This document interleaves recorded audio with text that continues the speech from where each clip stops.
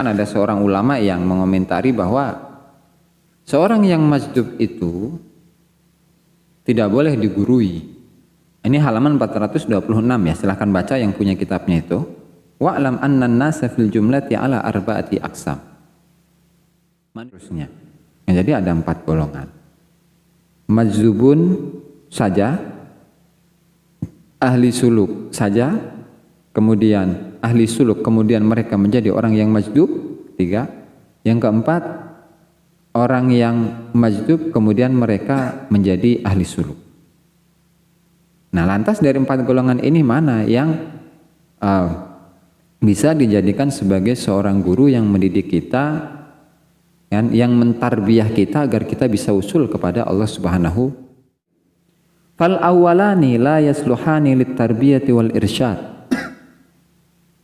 Adapun golongan yang pertama dan kedua itu tidak layak, tidak pantas untuk menjadi seorang murabbi, menjadi seorang mursyid.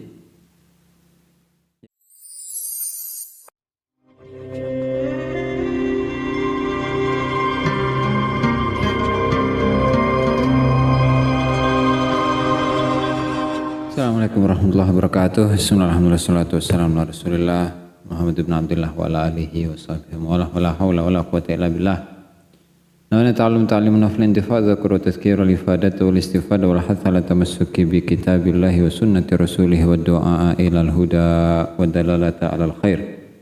Ibtigha wajhihi wa qurbihi wa thawabihi subhanahu wa ta'ala. Rabbi shrah li sadri wa yassir li amri wahlul 'uqdatam min lisani yafqahu qawli. Amma ba'du. Para pemirsa, para hadirin yang dimuliakan Allah Ta'ala, alhamdulillah pada malam hari ini kita masih diberi kesempatan oleh Allah Ta'ala untuk bersama-sama mengaji, bersama-sama belajar kitab Al-Hikam karya Imam Ibn Athaillah As-Sakandari rahimahullahu ta'ala. Nah, sebelum kita mulai, mari kita hadiahkan Al-Fatihah kepada mu'alliful kitab, semua ulama, semua guru kita, muslimin muslimat, mu'minin mu'minat, ala hadini hawla kulli niyatin salihah wa ala mana wa bihi aslafuna salihun wa ala hadratin Nabi Muhammad sallallahu alaihi wasallam. Al-Fatihah. A'udzubillahi minasyaitonir rajim. Bismillahirrahmanirrahim. Alhamdulillahi rabbil alamin arrahmanir rahim. Shiratal ladzina an'amta 'alaihim ghairil maghdubi 'alaihim. Qala al-musannif rahimahullahu ta'ala, babu tafawuti maratibis salikina mubtadi'an wa muntahiyan ila an qala as-satru ala kismaini, satrin anil ma'siyati wa satrin fiha. Fal 'ammatu yatlubuna minallahi ta'ala as-satra fiha khasyata suquti martabatihim indal khalq, wal khassatu yatlubuna minallahi as-satra anha khasyata suqutihim min nadharil maliki al-haq. As-satru ala kismaini, as-satru utawi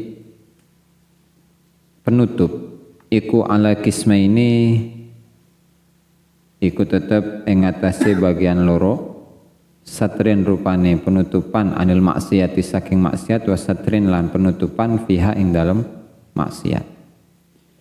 Fal ammatu mangko utahe wong awam iku ya telubuna iku padha nyuprih sapa ammah minallahi ta'ala saking Allah Ta'ala as-satra ing satar ing penutup fiha ing dalem maksiat, khasyata suquti martabatihim krana wedi gugure martabat ammah indal khalqi ing dalem sandinge menungso. Wal khassatu lan utawi kalangan khusus iku ya telubuna padha nyuprih sapa al khassah minallahi saking Allah as-satra ing penutup anhat saking maksiat, khasyata sukutihim krana khawatir wedine al khassah min nadharil maliki saking pandangane kang maha raja al haqi rupane Allah Ta'ala. Oke.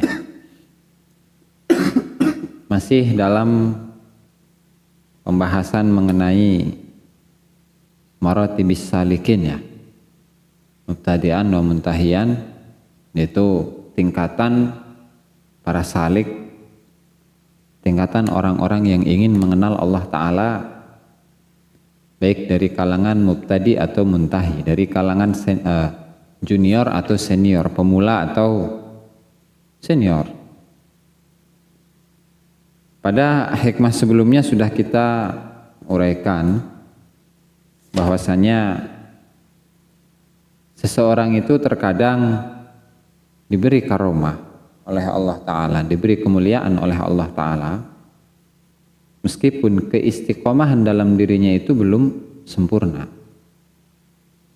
Sehingga seseorang yang memiliki karomah yang terutama karomah hissiyah, karomah yang zahir, itu belum jaminan bahwa dirinya itu adalah orang yang sudah dibersihkan hatinya dari segala penyakit-penyakit hati, dari hawa nafsunya, dari kesombongan, ya, ketakaburan, kemudian merasa dirinya lebih mulia, merasa dirinya soleh, dan seterusnya. Ya, oleh karenanya hal inilah kenapa ada perbedaan antara ahlul hikmah dengan ahlul thariqah. Kalau ahlul hikmah, mereka itu jaduk-jaduk, sakti-sakti. Badannya itu tidak bisa atau tidak mempan dibacok, tidak mempan dibakar, gitu. Ya, meskipun dari sudut pandang tasawuf bahwasanya mereka ini ya belum masuk dalam kategori orang-orang yang usul kepada Allah Subhanahu wa Ta'ala. Dan nanti kita akan jelaskan apa makna usul menurut Tuan Syekh Sultanul Aulia Al-Qutbur Rabbani wal Ghawthus Samadani, yaitu Tuan Syekh Abdul Qadir Al-Jilani dalam kitabnya Futuhul Ghaib.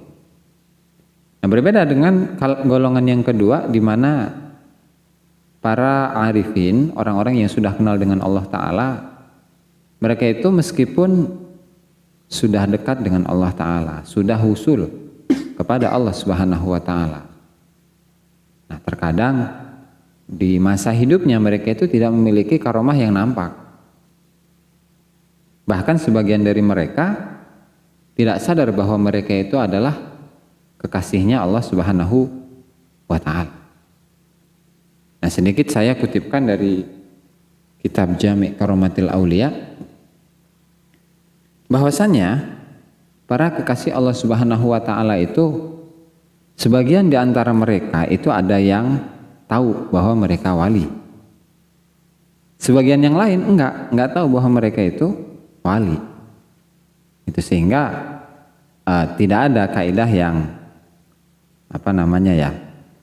yang kaidah yang mendasar, kaidah yang paten bahwasanya seorang wali itu tidak mungkin mengetahui bahwa dirinya wali. Itu adalah satu kaidah yang kurang tepat. Ya kan? Di sini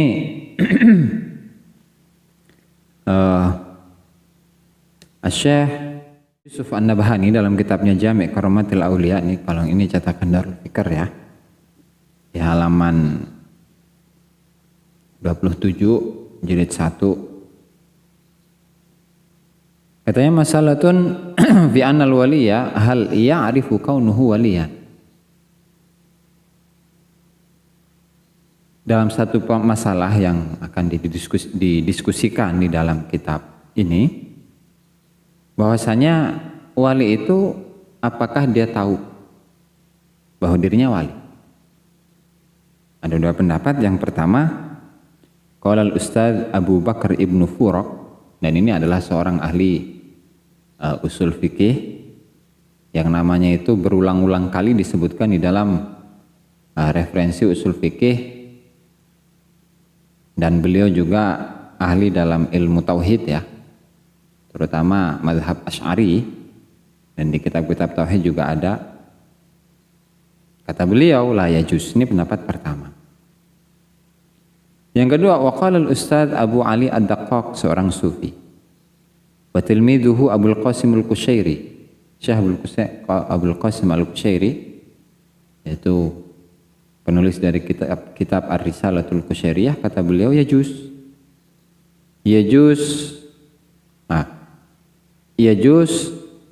an ya'rifa alla ya'rifa kaunahu waliyan. Bisa dia itu tidak tahu bahwasanya dia itu bukan seorang wali. Gitu.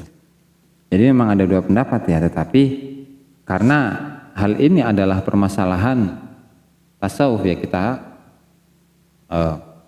serahkan kepada ahli tasawuf. Yang mana di sini Syekh Al-Imam Abu Bakar Ibnu Furak, meskipun beliau adalah seorang ulama usul fikih, seorang ulama ahli tauhid, ya, tetapi tasawuf itu bukan bidangnya. Ya, kita harus menempatkan segala sesuatu pada tempatnya dong.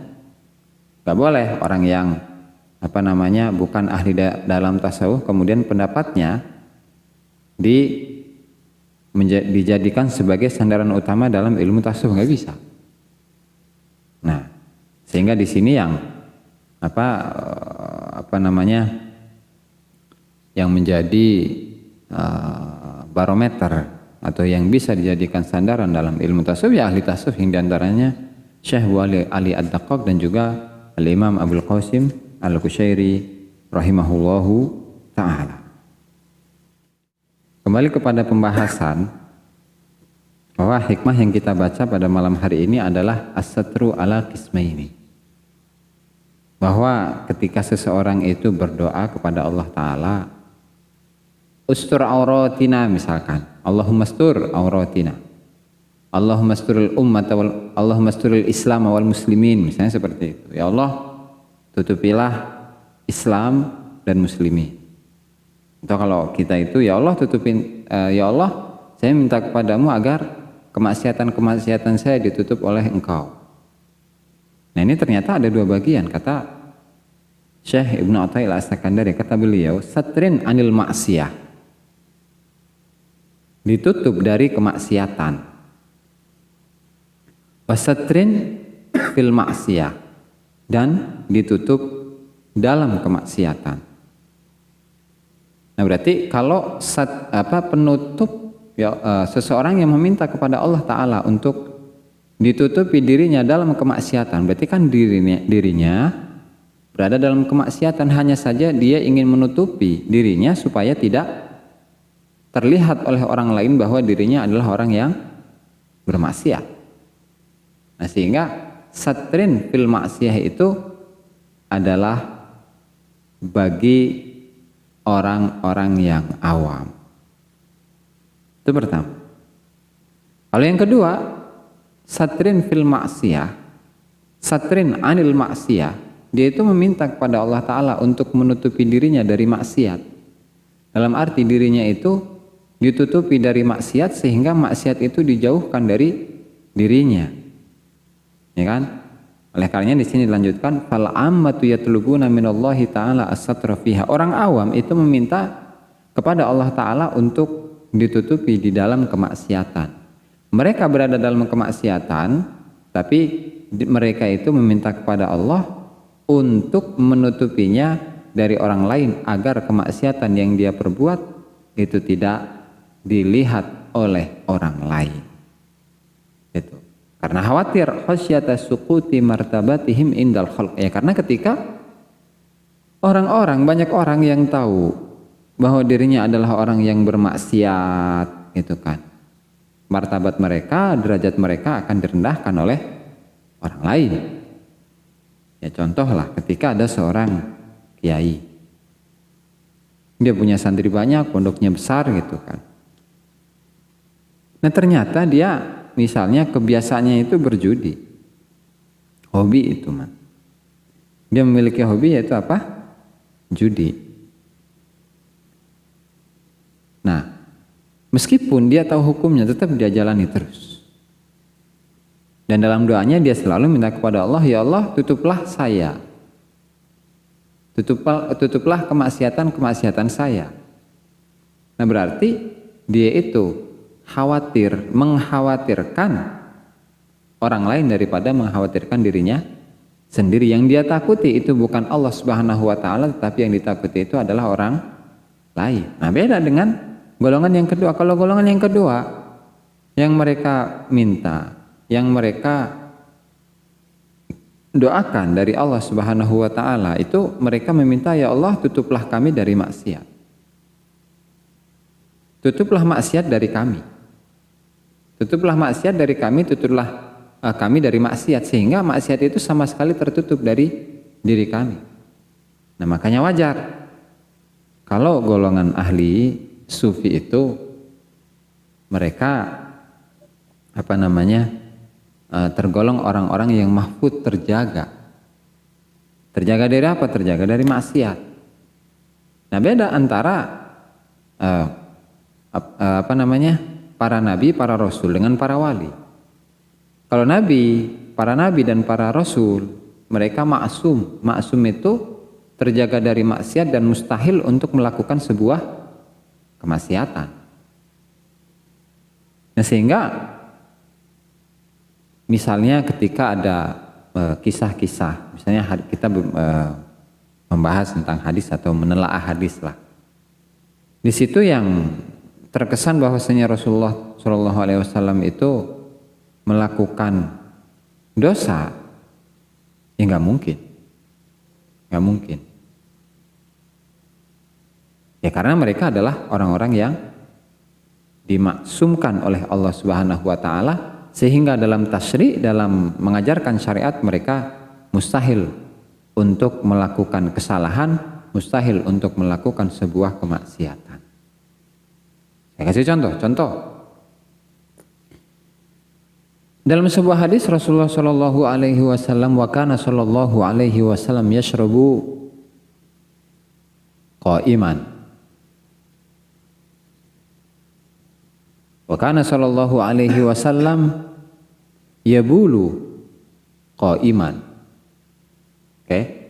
Jadi Rasulullah Shallallahu Alaihi Wasallam itu pernah minum dalam keadaan berdiri.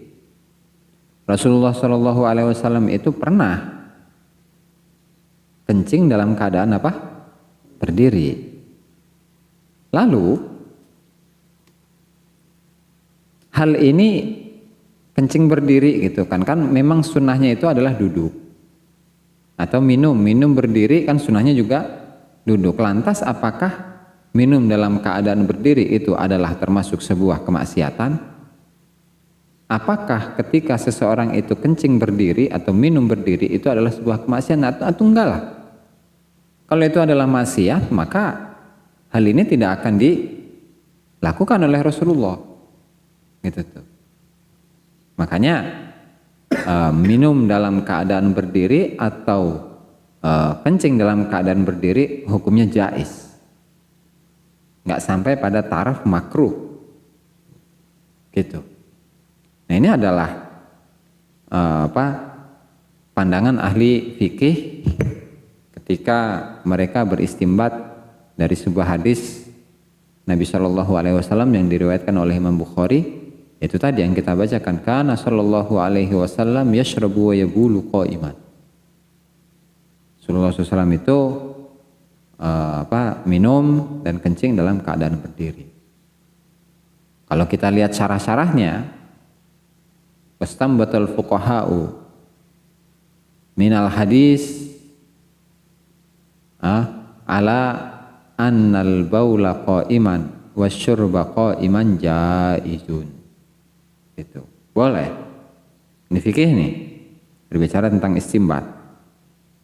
Kan jadi ya dalam fikih, dalam menyikapi hadis-hadis Nabi, menyikapi ayat-ayat Al-Qur'an, kita jangan mengklaim bahwa diri kita itu yang paling benar dalam dalam memahami sebuah ayat, memahami sebuah hadis, bahkan seakan-akan dirinya itu adalah orang yang paling berpegang teguh terhadap Al-Qur'an dan hadis. Bahaya itu, bahaya. Kenapa? Ya karena baik ayat atau hadis itu adalah sebuah dalil yang sifatnya global, umum. Jadi kalau kita lihat di usul fikih itu ada al-lafdzul am, ada al-lafdzul khas. Dan dalalatul umum ala afrodihi itu qat'iyyun. Dan wala yajuzu naqlul umumi ilal khusus illa bidalilin. Itu yang disebutkan oleh Imam Asy-Syafi'i di dalam kitabnya Ar-Risalah. Dia ngaji usul fikih, bro. Jadi jangan dikira di sini nggak ngaji usul fikih ngaji. Ada itu di sana. Nah, sehingga untuk dalam beristimbat di dalam hadis itu, ya ada ilmunya. Kemudian lalu ketika kita itu atau ada seseorang lah yang membaca sebuah hadis bahwa Rasulullah Shallallahu Alaihi Wasallam itu memerintahkan para sahabatnya ketika mereka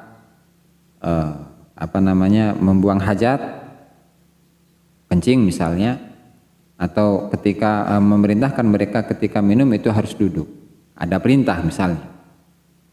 Itu kan Rasulullah SAW itu ini menceritakan tentang orang-orang yang mengaku inilah paling ahli sunnah gitu, paling berpegang teguh dalam mengamalkan sunnah.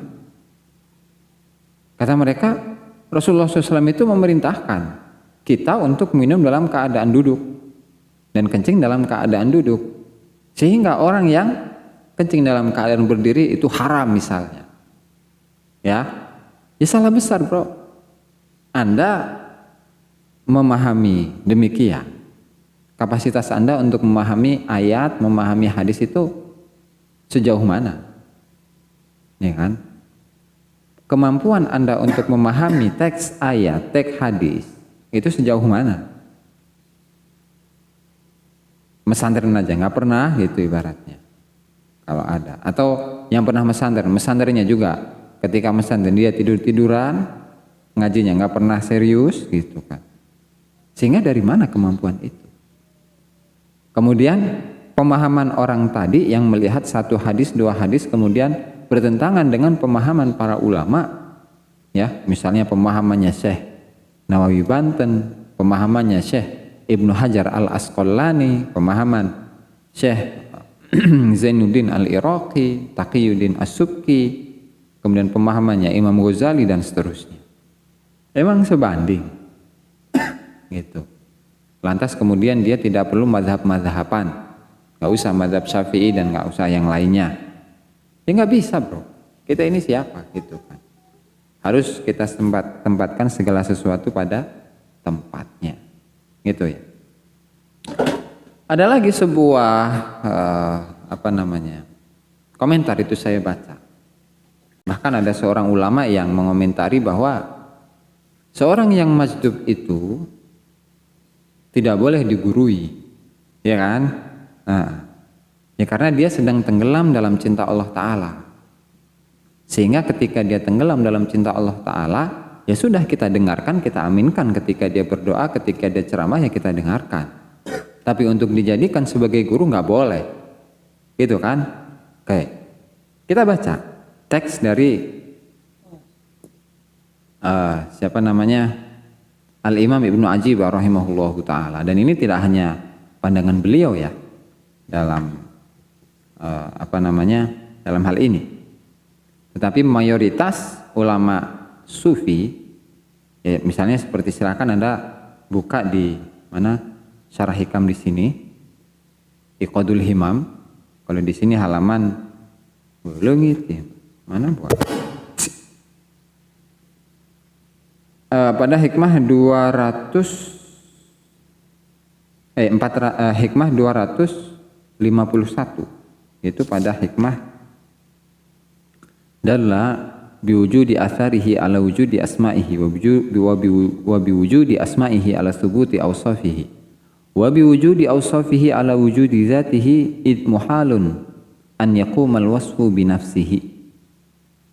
Kemudian selanjutnya fa ahlul jazb yukshafu lahum an kamali zatihi thumma yarudduhum ila syuhudi sifatihi thumma yarudduhum ila ta'alluq bi asma'ihi thumma yarudduhum ila syuhudi atharihi wassalikuna ala aksi dhalika fa nihayatus salikin bidayatul majdubin lakin la bimakna wahid farubbama iltaqaya fit tariq hadza fi taraqqihi wa hadza fi tadallihi.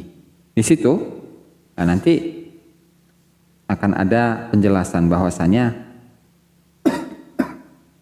Ini halaman 426 ya, silahkan baca yang punya kitabnya itu. Wa'lam anna an-nasa fil jumlati ala arba'ati aqsam. Manusia itu dalam hal ini terbagi menjadi 4 bagian, 4 golongan. Yang pertama salikuna faqat, seseorang yang bersuluk saja. Seseorang yang melakukan ibadah-ibadah syariat saja. Suluk tapi belum usul. Gitu. Ya, zikir madzikir gitu kan, salat ya salat, ya zikir, ya puasa. Kemudian bersedekah, sholat tahajud dan lain sebagainya. Tapi ibadah ini tidak membuahkan hasil berupa apa? Usul. Enggak usul ya. Satu. Yang kedua, majdubun faqat, seseorang yang hanya jadbah saja tanpa melalui proses suluk. Ya misalnya ketika seseorang yang dilahirkan di alam dunia ini tanpa proses suluk, dia membaca dzikir misalnya solawat terus, mau solawat apapun itu, ya kebanyakannya itu ya solawat nariyah, Allahumma sholli sholatan kamilatan wa sallim salaman, terus dari lahir, dari kecil lah. Nah ketika sudah rada dewasa, ternyata dari solawatan itu timbul buahnya, yaitu apa? Dia sangat cinta kepada Rasul, sangat cinta kepada Allah Ta'ala, lalu dia menjadi orang yang majdub. Tapi tidak melalui proses suluk, gitu, tidak melalui proses suluk. Ya usul ke Allah Ta'ala, tetapi tidak melalui proses apa? Suluk. Golongan kedua. Golongan yang ketiga, salikun tsumma majdubun. Awalnya dia bersuluk, berzikir, sholat, bersolawat, baca solawat yang banyak, ya kan? Kemudian dia melatih hawa nafsunya, melatih dirinya, melatih jiwanya supaya dikosongkan dari hal-hal yang sifatnya hawa nafsu dan seterusnya, sampai dia itu usul kepada Allah Ta'ala kemudian dalam keadaan apa? Majdub. Ini istilahnya salikun tsumma majdubun. Yang keempat, dibalik. Wa majdubun tsumma salikun. Tadi seseorang yang membaca sholawat terus saking banyaknya itu sampai dia dalam keadaan apa? Majdub. Ketika majdub, nah dia diberi pelajaran oleh Allah Ta'ala untuk bersuluk, untuk berproses bagaimana dia itu membersihkan hatinya ya dengan cara yang banyak, baik itu zikir, baik itu memperbanyak sholawat, memperbanyak la ilaha illallah, memperbanyak puasa, ya, mengolah hati dan seterusnya. Ya, jadi ada 4 golongan.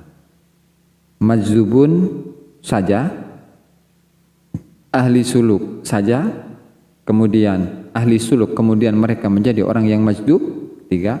Yang keempat, orang yang majdub kemudian mereka menjadi ahli suluk. Nah lantas dari 4 golongan ini mana yang bisa dijadikan sebagai seorang guru yang mendidik kita, yang mentarbiyah kita agar kita bisa usul kepada Allah Subhanahu wa Ta'ala. Kita lanjutkan teksnya. Wa ammal majdubu faqat, mana tadi? Fal awwalani la yasluhani lit tarbiyati wal irsyad. Adapun golongan yang pertama dan kedua itu tidak layak, tidak pantas untuk menjadi seorang murabbi, menjadi seorang mursyid. Ya karena suluk saja tanpa ada usul kepada Allah Ta'ala, gimana dia mengusulkan orang lain sementara dirinya saja belum usul ke Allah Ta'ala. Gitu. Yang kedua, al-majdub faqat, orang yang majdub doang tanpa ada proses suluk. Itu juga sama, dikhawatirkan ketika ya gampangnya gimana dia bisa mengajarkan orang lain untuk bisa berproses dalam menjernihkan hatinya untuk bisa bersih. Bagaimana? Nggak bisa, karena dia tidak memiliki, katakanlah inilah kurikulum gitulah dalam proses penjernihan hati. Nggak bisa itu dua golongan ini, as-salikun faqat, al-majdzubun faqat, tidak bisa untuk menjadi seorang murabbi, untuk menjadi seorang mursyid. Ya kan? Makanya di sini dilanjutkan wa ammas saliku faqat, kalau orang yang suluk saja, ali annahu zahiriyun mah, Ya karena dia hanya mengurusi zahir saja. Fala nura lahu fi batinihi. Dalam batinnya itu tidak ada cahaya yujdabu bihi, yang dengan cahaya ini dia bisa menarik orang lain untuk bisa mengusulkan orang lain kepada Allah Subhanahu wa taala. Satu. Kalau majdub wa amal majdub faqat fala suluka indahu yasiru bihi tadi. Orang yang hanya majdub saja, dia itu tidak memiliki kurikulum untuk bagaimana caranya membersihkan hatinya dari segala penyakit-penyakit hati. Sehingga nggak bisa itu dijadikan sebagai apa? Guru. Nah sementara golongan yang ketiga dan keempat yaitu as-salikun tsummal majdubun dan al-majdubun tsumma salikun, itu wal akharani yasluhani litarbiyah ma'a afdaliyatil awal. Yang golongan ketiga dan keempat itulah yang baru bisa menjadi seorang guru mursyid, menjadi seorang guru tarbiyah. Ya kan, meskipun yang paling utama itu adalah golongan yang ketiga, yaitu salikun tsumma majdub, dia berproses untuk bersuluk dulu kemudian baru majdub, gitu ya. Nah sehingga dari hal ini ada kesimpulan. Apa kesimpulannya? Apakah seorang yang majdub itu boleh digurui atau tidak? Itu tergantung. Dia kalau majdub, murni majdub, bukan masuk dalam kategori orang yang bersuluk, nggak bisa itu dijadikan sebagai apa? Guru. Tapi kalau seseorang yang as-salikun al-majdubun, dia bersuluk dulu, kemudian setelah dia bersuluk dia menjadi orang yang majdub, baru dia itu bisa menjadi guru, menjadi seorang murabbi, menjadi seorang mursyid, gitu ya, yang tugasnya adalah untuk mengajak manusia untuk cinta kepada Allah Subhanahu wa ta'ala, ya kan? Lalu tadi kan menyebutkan majdub, tadi menyebutkan usul. Makna dari usul itu apa? Di sini Syekh Abdul Qadir Al-Jilani rahimahullah dalam kitabnya Futuhul Ghaib, cetakan ini ya, di Lungit, di halaman 145. Kata beliau, qala radhiyallahu anhu, idza wasalta ila Allahi qarubta minhu bitaqribihi wa taufiqihi. Ketika engkau itu usul kepada Allah, maka engkau akan dekat dari Allah karena Allah Ta'ala mendekati dirinya atau mendekati dirimu, dan karena Allah Ta'ala memberikan taufik kepada dirimu. Dan wa ma'nal wusuli ilaihi azza wa jal khurujuka anil khalqi wal hawa wal iradah wal muna. Makna dari usul kepada Allah Ta'ala itu adalah keluarnya dirimu dari makhluk, dari hawa nafsu, dari keinginan dan dari angan-angan.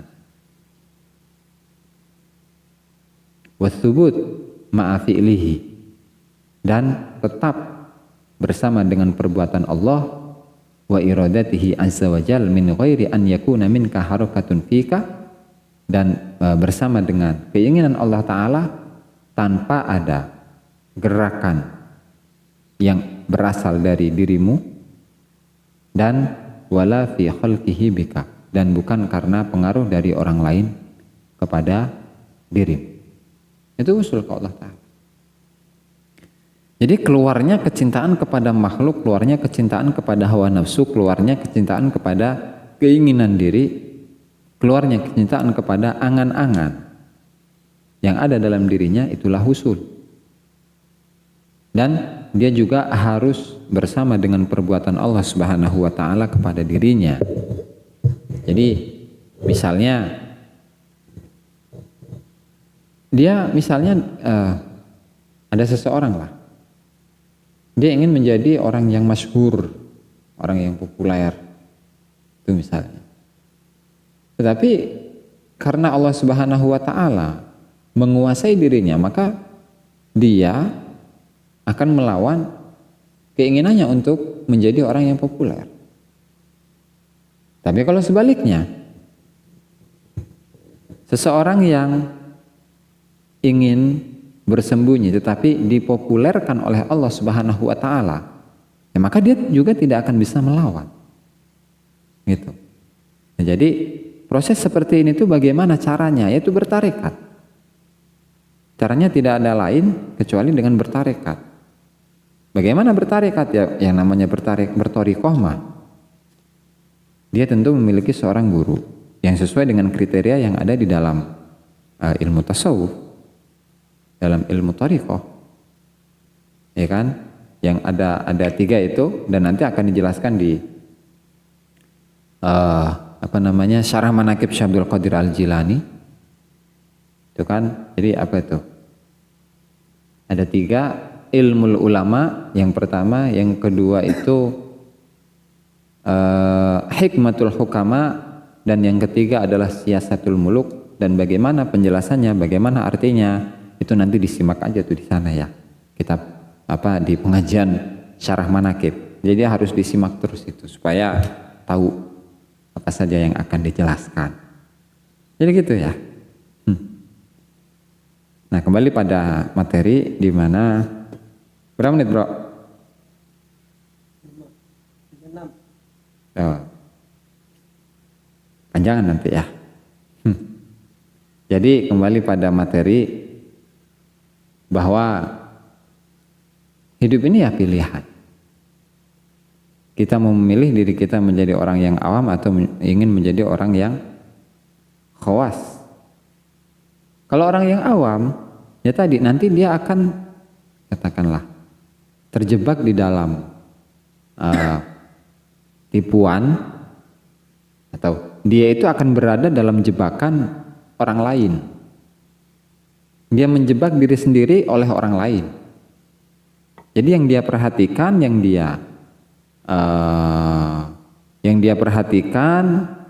yang dia lihat itu ya hanya orang lain. Bagaimana orang lain itu memandang saya. Itu kalau orang awam. Tapi kalau kalangan khawas, mereka itu memandang bagaimana bagaimana saya memandang Allah Subhanahu wa taala, dan bagaimana Allah taala itu memandang diri saya. Ketika saya memandang Allah taala dalam perbuatan apapun, mau dalam sholat, mau dalam ibadah, mau dalam perbuatan sehari-hari, mau dalam bekerja ataupun yang lainnya, yang dilihat ya Allah. Gitu. Yang dilihat adalah Allah, sehingga dia akan bagaimana caranya mencari keridhaan Allah Subhanahu wa taala, mencari cinta Allah Subhanahu wa taala. Rubbama abbara 'anil maqami man istashrafa alaihi wallahu taala a'lam bis-shawab. Sebelum itu barangkali ada pertanyaan ini.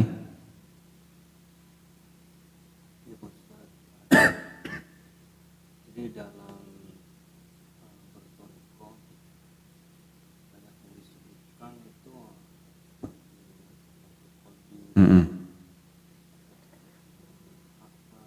dan sebagainya, itu apa sih itu pengertian dari latifah itu? Ya, siap. Jadi pengertian dari latifah itu, oke, saya kasih mukadimah dulu ya. Ini pertanyaannya adalah, kalau dalam thariqah, terutama Naqsyabandiyah, itu ada beberapa latifah yang ada di dalam diri manusia. Ada latifatul qalb, kemudian latifatul ruh, latifatul sir, latifatul khafi, latifatul akhfa, latifatul aql atau latifatul nafs. Yang terakhir adalah latifatul qalb, ya kan? Ada 7. Nah, dari 7 latifah ini sebenarnya masing-masing dari latifah itu apa sih? Jadi para ulama, terutama ulama Naqsyabandiyah itu, di apa tuh ya? Nama kitabnya itu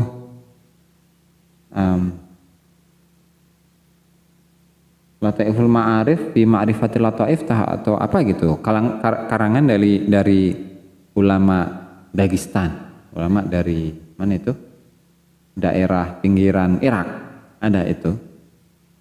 Nah, jadi tentang latifah dari masing-masing dari 7 latifah itu ditafsirkan.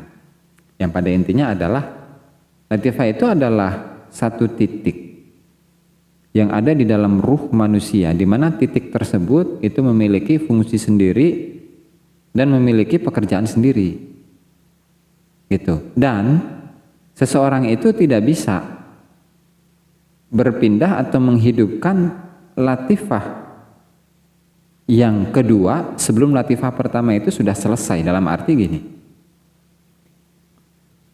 dalam diri manusia itu kan ada 7 latifah tadi yang disebutkan, latifatul ruh dan latifatul ruh, latifatul qalb dan latifatul ruh misalkan. Yang pertama adalah latifatul qalb. Latifatul qalb itu berarti satu titik yang sifatnya abstrak, yang sifatnya maknawi, dan letaknya itu ada di dada yang kanan di bawah puting susu, ya kan, jarak 2 jari. Itu letak daripada ruh, letak daripada bagian kalbu yang ada dalam ruh manusia, gitu. Ini ketika latifatul qalb ini belum hidup, dalam arti dia melalui proses. Kita harus melatih nih latifatul qalb terlebih dahulu supaya latifatul qalb ini hidup. Bagaimana hidup maksudnya? Kan kalau di zikir Naqsyabandiyah itu kan ada penebusan zikir dengan jumlah yang tertentu ya. Nah misalnya berapa puluh ribu gitu. Di setiap harinya sekian puluh ribu. Kemudian dilakukan selama sekian hari. Nah itu dilatih supaya latifatul qalb ini hidup dulu. Jadi meskipun kita itu diam, kita tidak menggerakkan hati kita untuk berzikir, dia berzikir dengan sendirinya, gitu. Nah kalau bisa seperti itu, meskipun kita diam dan hati itu berzikir, latifatul qalbnya itu sudah berzikir sendiri tanpa ada gerakan dari keinginan kita, baru dia itu diperbolehkan untuk pindah kepada latifah yang setelahnya, yaitu latifatul ruh. Terus itu sampai kepada latifatul qalb, ada 7 tahap di situ. Nanti akan kita uraikan di kesempatan yang lain. Tapi setidaknya gambarannya seperti itu, gambaran kecilnya ya. Nah sehingga ketika nanti sampai pada ujungnya itu latifatul qalb, jadi semua anggota badannya itu berzikir. Geraknya anggota badan itu ya zikir. Berarti rohnya semuanya berzikir. Bagian dari semua ruh itu berzikir. Nah makanya kalau kita simak, kita pelajari beberapa wali-walinya Allah Subhanahu wa Ta'ala. Ya, misalnya kalau di Pandeglang itu ada Mama Harun gitu ya, Kuranten. Itu Habib Sulaiman Harun, Kuranten. Nah beliau kadang-kadang itu menggerakkan tangannya, menggerakkan kakinya, itu kan, kadang berjalan-jalan sendiri, dan seterusnya. Ketika ditanya, ternyata itu adalah zikir, bentuk dari zikir. Berarti kalau itu adalah zikir, maka itu adalah apa? Gambaran dari latifatul qalb seseorang yang sudah hidup. Jadi qalb itu artinya wadah, wadah yang maksudnya semua jasad. Itu hidup. Berarti ketika gini aja, berarti ini zikir. Ya. Kalau wali Allah kan beda, nggak kayak kita bro. Kita berzikir aja lupa ke Allah Ta'ala, la ilaha illallah, hatinya mau kemana gitu. Gitu bro, ngerti ya? Masuk ya? Oke. Ada yang lain lagi nggak? Berani? Oke. Allah Ta'ala a'lam. Demikianlah para hadirin rahimakumullah. Pengajian pada malam hari ini mudah-mudahan bermanfaat bagi kita semua dan semoga kita bisa mengamalkannya, amin ya rabbal alamin. Kita lanjutkan pada pengajian yang kedua. Subscribe, like, dan komen di bawah ini. Nah jika teman-teman ada unek-unek, ada pertanyaan dan lain sebagainya, silahkan tinggalkan pesan di kolom komentar di bawah ini. Terima kasih sebelumnya. Assalamualaikum warahmatullahi wabarakatuh.